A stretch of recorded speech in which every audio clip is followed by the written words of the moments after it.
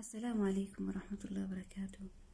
يا بني آدم مشكلة قداك يسجر إرقاك يا كان عبدو موبايل أبي برال ناقها ربي إنو حسدتو أبليكيشن يويتو في وفمان سر بو أيتو وفمان بو أمالي أتم بوستو أنا وصابي رامو يا خليسا غانا مايون إرباكو وصابي يرون سينو وصابي رال أركيجرا سو واي ساواني بيكني فقسمت تئيسي هرأا وكاليساتيو إن أجي فتاجرا وايسا أفان أرباتين هدو أجيجرا sadarkaa yani iccitii nama baasuu jedhanii appilikeeshiitti nama dhageeffata jedhani nama wal bukkeetettee haasoftellee seef godha jedha waan ati haasofte. Dabalataan ammoo tiyyuu wanta mobaayila kan kee keessa jiru kan WhatsAppidhaan nama ergutellee akka waan si hordofu karaa Google erguuti jedhani suuraadhaan mobaayila kan kee keessa jirullee jechuudha. Dabalataan ammoo waan ati barbaadde waa gaafatte deebisa afaan Ingiliffaatiin afaan Arabaatiin. Isa ammoo angafadhee ofii kiyyaa naa deebisee argee jira jechuudha. Akiru zamaanii nu sheexan waliin haasa'uu jalqabneerra. Soo abdii wanta kanaa gadi fageenya waa'ee appilikeeshinii kanaa rakkoo guddaa yoo qabaate illee nutti himi. Ofirraa balleessallee dhiyoon irraallee baduu didileetii ta'uu didee siin jedha. Soo moobaayiliin namaa kuni waa baay'ee keessa jira. Iccitii baay'ee qabataa. Namni akka dhuunfaa isaati iccitii qabaa. Soo wanti kun yani akkuma qara rabbiin nu sattaretti rabbiin nu hasattaru waa'ee kana waa'ee appilikeeshinii kana nu qoradhu gadi fageenyaan qoradhu nuuf ibsi mushkila kabiira. Yeroo baay'ee wanti na ajaa'ibu amma viidiyoo akkasiin arge jedhanii dubbatu sooshaal miidiyaa kanarra ba'anii viidiyoo sana abbaan viidiyoo sanaa yoo toobatee toobaa ishee qulqulluu gama rabbii deebi inni nama jannataadha. Yoo waan sanatti hin deemu ta'e nama jannataadha. Ragaan kana namicha waggaa 40 badii dalagee ummata bani Israa'el keessaa nabiyyi Muhammad irraa nuu dubbatanii sababaa kanaa ummata nabiyyanaa Muusaaf roobni roobuu dinnaan yaa rabbi rooba nuu roobsisi jedhanii nabi Muusaan rabbiin gaafannaan rabbiin immoo si keessa ummata kee kana keessa nama waggaa 40 badii dalagee jira ituu namni sun hin ba'in abadan never ever roobni siniif roobu jedha. Akkamiin godhare ummata kana dirreetti waamiiti nam tokkittiin ituu inafiin waamiiti akkas jedhi namichi waggaa 40 badii dalagde kottu as ba'ii jedhi waami jedhe rabbiin. Achiin booda Nabi Muusaan alayhi salaatu wassalaam ummata hunda waamanii bakka tokkotti namichi waggaa 40 badii dalagde kottuuti as ba'i jedhanii waamicha godhan. Achiin booda namichi kun mirgaa laallaan namni ba'u hin jiru. Inni of beekee. Bitaa laallaan namni tokko kanas ba'u hin jiru. Fuuldura laallaan hin jiru, duduuba laallaan hin jiru. Achiin booda bakkuma jiru sanatti hiqedhe rabbitti boo'icha jalqabe. Gaafanni rabbitti boo'icha jalqabu. Rabbiin maal godhe? Maal jedhee rabbitti boo'e? Yaa Rabbi yoo ati har'a ummata banii Israa'el kana keessatti na baaste ilmoo koo namni hin fuudhu. Ilmoon koo ilmoo namaa dhaqee hin fuudhu. Isicha abbaansaa waggaa 40 badii hojjete jedhanii na booda deemanii quba natti qabu. Yaa Rabbi ati na sattari. Na sattari jedhee boo'e. Ituu Nabi Muusaan achi dhaabatee namni waggaa 40 badii hojjette ba'i jedhu bokkaan qabii dhaqi. Hirroobe bokkaan. Achi booda Nabi Muusaan alayhi salaam. Yaa Rabbi sila namni sun ituu hin bahin hin roobsisutti amma sababuma kamiidha sababaa mati bokkaan roobsistee jedhee gaafate. Jennaan sila sababuma namicha sanaan rooba sin dhowwadhe amma immoo sababuma namicha kanaan rooba siniif roobsee jedhe Rabbiin. Achiin booda gabricha isaaf jecha rooba roobsistee isaaf jecha rooban ummata kana dhowwadde. Yaa Rabbi gabricha kana na beeksise jennaani la sin beeksisu jedhe. Innu na sattari jedhee naa dhoksina jedhe akkamittiin iciitii gabricha koo sitti maa jedhe Rabbiin. Ilaa bakka kanatti dhaggeeffadhaa. Nabi Muusaanii ambiyaa Rabbiidha. Nama Rabbiin waliin dubbatu. Nama isa waliin dubbatu namichi kuni akka Nabi Muusaan duukaa dubbatutti Rabbiin duukaa dubbatee hin beeku. Namichi Rabbiin badiisaa dhoksee fi iciitii isaa Nabi Muusaatiin ani sitti himuu jedhe kun. Sitti himuu jedhe gaa Rabbiin. Maqaansaa akkam ta'ee dhufe?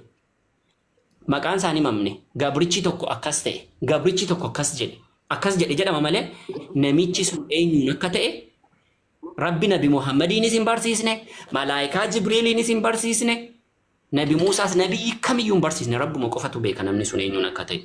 Rabbii akkasitti iciitii namaa dhoksudha.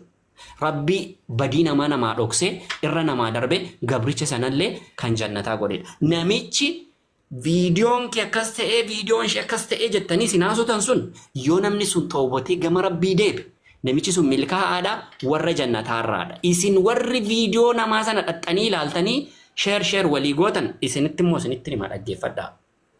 Isin yoo rabbi yoo waan sanarraatii toobattanii hin deebiin isin warra jahannamarraa rabbi isin taasisa. Sababaansaa guyyaa qiyaamaa namichi kun salaata keessanirraa fudhata namichi isin viidiyoo isaa laaltan. Sooma keessanirraa fudhata namichi isin viidiyoo isaa sheerii gootan. Namichi isin sababaa kanaan miidiyaa irratti baastanii isa arrabsitan. Namitti isin arrabsitan sababaa kanaan miidiyaa irratti baastanii waan inni iciitii keessaan dhoskee dalage fuutanii gadi baastanii jechuudha. Sababaa kanaan salaata keessanirraan fuudhama soomarraa zakaarraa hajjiirraa hundarraa fuudhama. Yoo salaata keessanirraa fuudhamee dhume rasuula dubbate kana. Yoo salaata keessanirraa sooma keessanirraa zakaa keessanirraa hajjii keessanirraa hundisaa fuudhamee dhume khayriin keessan dhibe namichaaf kennamuuf jedhee yoo dhibe badii namicha sanaatu isin irratti fe'ameennaan gara jahannamaatti achi deebitanii sokkitu. Sababaansaa sharxii toobaa keessaati. Sharxii toobaa keessaa haqa namaadha yoo ta'e haqa namaa deebisuu.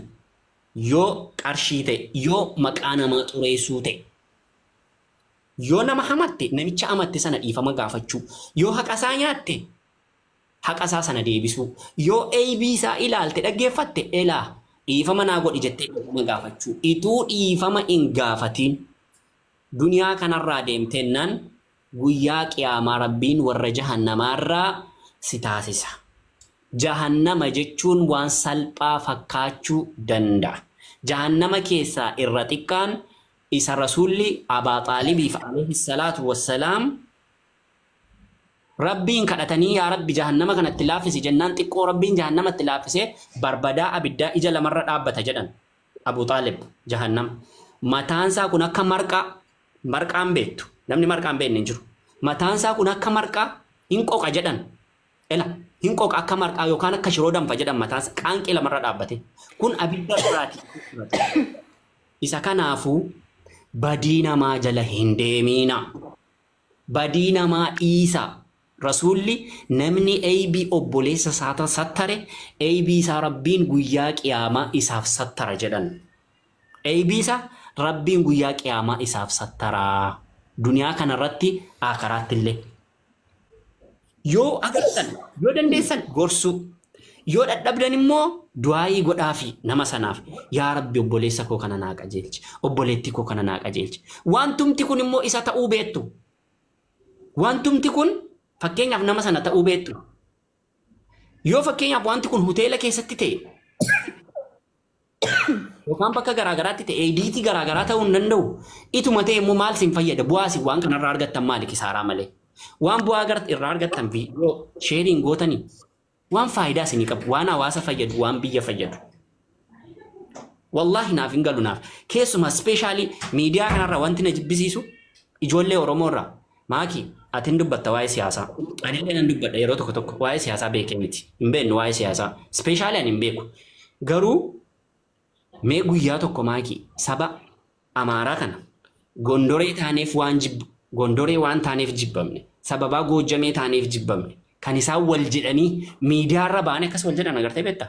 Oromoon ishee wallagga sababaa taaneef jibbamne jetti. Isheen arsii sababaa taaneef jibbamnetti. Inni Harargee sababaa Harargee taaneef jibbamne sooshaal miidiyaa kanarra gadi ba'anii. Sooshaal miidiyaa kanarra gadi ba'anii jechuudha. Garuu isaan guyyaa tokko sooshaal miidiyaarra ba'anii akkas jedhan agartanii beektu? An argee hin beeku. Anaan maal akka ta'e hin beeku. Ispeeshaalii wanti musliimoota Oromoo kun na ajaa'iba. Dhugaa dubbachuuf musliimoota Oromoo ispeeshaalii musliimoota Oromoo na ajaa'iba. Wal xiqqeessuu maqaa walii balleessuu yeroo hunda amma yoomiitti wanti kun ta'a. Dhaabbadhaa waan kanarraa wanti kun waan akka waan isin fayyadu hin qabu. tokko waan isin fayyadu hin qabu. Hunda keenyayyuu Rabbi nu haa eegu. Rabbi nu haa tiksu. Rabbi badii keenya waan nuti isatti yakkine hunda nuuf haa dhiisu. Warra wal jaallatu Rabbi nu haa godhu. Warra haalaa fi amalaan wal golfatu Rabbi nu haa godhu. Nasihaa naa dhaami. Ani waasii dhaameera. Akkas jedheesitti dubbadheera. Atis waan obboleessa kee kana gorsitu. Mee na gorsi mee takka. Mee daawaa natti godhi natti maaki.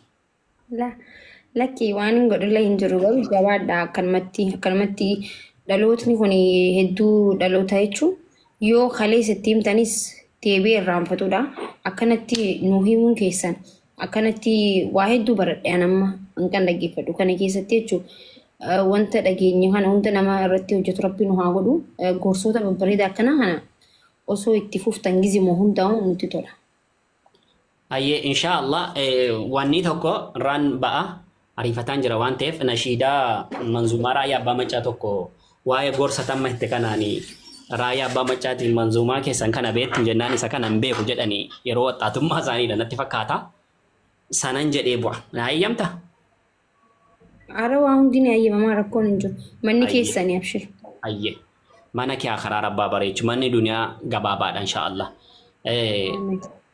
Gorsa akka qorichaa dafee dawaan ta'uu gurri namaa saqqee qajeelcheen dhaga'uu arra hin beekamu kan bor dawaa ta'u ilmiin gurgurtaadhaaf baraa gabaan ba'u qaraanaan argamaa malee oduun hin ta'u barbaacha ilmiitiif namni manaan ba'u niyyaan qulqulleessuudha kan rabbiin ta'u ilmii dhabuun ta'u dhiiraa dubartiini khalqitee nu jiraachifnaani yaa rabbii suma faarfamaani faaruu keen dhiisu yaa rahmaani khalqitee nu jiraachifnaani xiqqoon siniif qooda jarreen dargaggoota sodaachuu guddisaa rabbii keessan goofta garii lafti dhiinaan ganda keessa kaataa waan hin taane dhugaa araamatti nyaata naaf dhiisatu jettee arra ofiif dhiista humna kan kee jabaa maa lafatti fitta ofitti hin boonini booda of kumattaa arrallee dandeessa waan feete hojjetta maaliif gochan taane rabbiin dallansiifta najaa nu baasi ati yaa goofticha jiraata ati maali taata خالق الرحمن خلقته إنو جراچفناني يا ربي سما فارفماني فاروكين نيسو يا رحماني خلقته إنو جراچفناني يا ربي سما فارفماني فاروكين نيسو يا رحماني خلقته إنو جراچفناني سلا نفسيانو كانو في يادتو وان انتاني ملي وان تلو نجتو إيقا يا ربي كو إرنون دبرتو يا غوفتا رحمتان قلبي غوغي جيفتو بكم سكي غاري بانتي غنون نيفتو يا غوفتا دندا مالتو سين